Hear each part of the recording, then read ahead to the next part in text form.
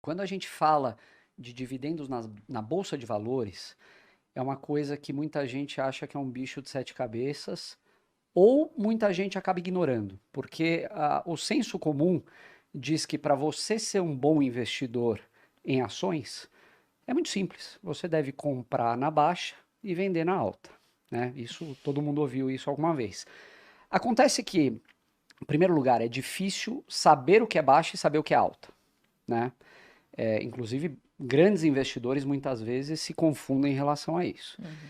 E outra coisa é aplicar isso na prática, com disciplina, assim. É algo difícil, porque a tua mentalidade muitas vezes acaba te induzindo ao erro nesses momentos. A ganância na hora que sobe e o medo, o pavor na hora que cai. Então você acaba fazendo o contrário do que deveria. Os dividendos, quando a gente olha fora da bolsa, é algo muito comum de se entender.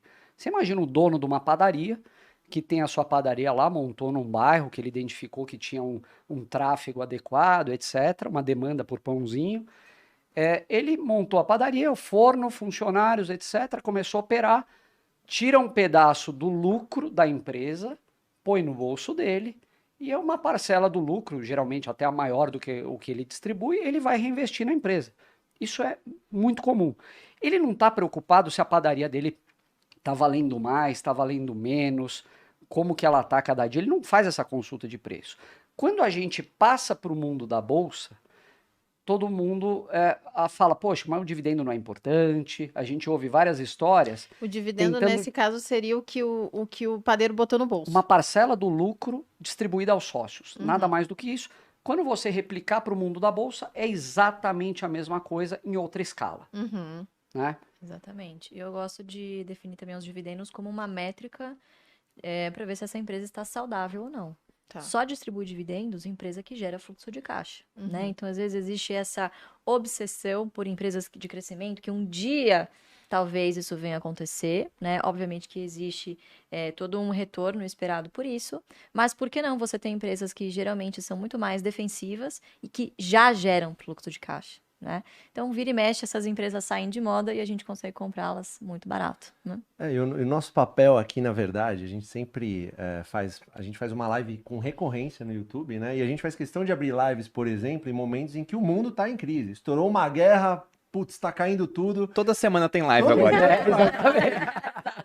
Ou é da Crise é o que não política, falta. ou é guerra, mas a gente abre live e acho que o que espanta a galera é que a gente abre a live sorrindo nesses momentos de queda, não em função, obviamente, dos acontecimentos. Ninguém quer uma guerra, ninguém quer políticos, né, ferrando o Brasil, ninguém quer pandemia.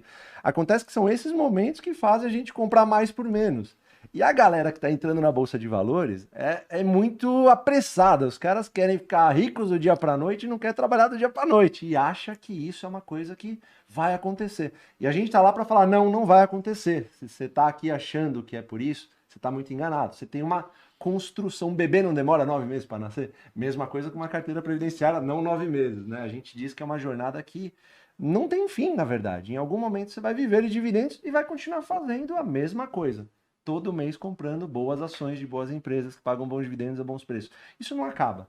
Então a gente tá... A Jeffrey acho que nasceu para... Que é o que o Barsi faz até hoje, né? Barsi faz Enquanto a até gente hoje. está aqui falando, ele está lá na corretora. Exato. Eu queria que você falasse, Louise, um pouco do seu pai, porque até aqui no seu currículo a gente colocou que você é uma embaixadora da metodologia Barsi. Eu vi que você colocou Sim. o livro dele aí também. Então, É um para quem não menorzinho, conhece o seu pai e essa metodologia que vocês têm, tem como entrar em mais detalhes? Sem dúvida. Se eu pudesse sintetizar em uma frase muito simples, seria comprar boas empresas a bons preços que paguem dividendos, né?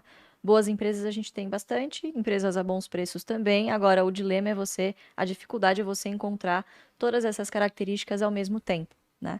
E acho que uma grande ilusão das pessoas é de que isso ocorre quando tudo muito bem. E é justamente o contrário. As melhores oportunidades ocorrem justamente quando também as boas empresas são precificadas no preço do caos, né? Então, toda vez que o mercado não consegue enxergar pelo menos um pedacinho do que vai ser um futuro muito próximo, ele tende a exagerar no preço, né?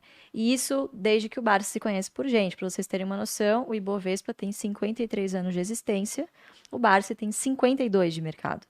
Então ele Ou seja, ou seja, ele abriu lá, né? o trocou o sino praticamente.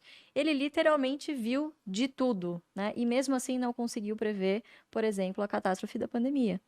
E acho que essa foi uma grande lição para a gente de que ter uma estratégia é fundamental, né? Porque ali você tinha um monte de gente desesperada dizendo para você ir para faça isso, faça aquilo, venda, né? E ele não, continuou tirando a soneca da tarde dele, né? Impressionantemente. O patrimônio derretendo e ele lá usando o fluxo de dividendos dele para engordar a carteira dele.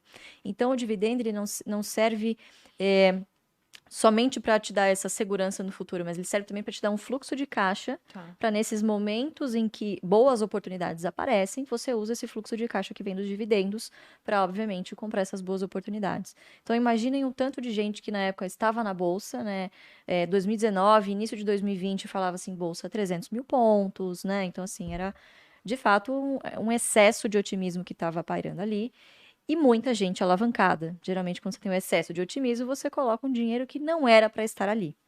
E ele vai para aquela finalidade. Então, infelizmente, muitas pessoas naquele momento tiveram que vender os seus investimentos porque precisaram do dinheiro, né? E o dividendo vem justamente como esse fluxo para ajudar e manter você na estratégia, né? Porque dá um certo alento você ver ali, pelo menos caindo um dividendo na conta, enquanto seu patrimônio está oscilando, né? Então, é uma estratégia bastante defensiva. Ela é atemporal e ela pode ser usada em qualquer lugar do mundo. Em qualquer lugar do mundo você encontra boas empresas que pagam bons dividendos, né? Então, acho que esse é o grande segredo da estratégia, o fato dela ser simples e servir para qualquer um.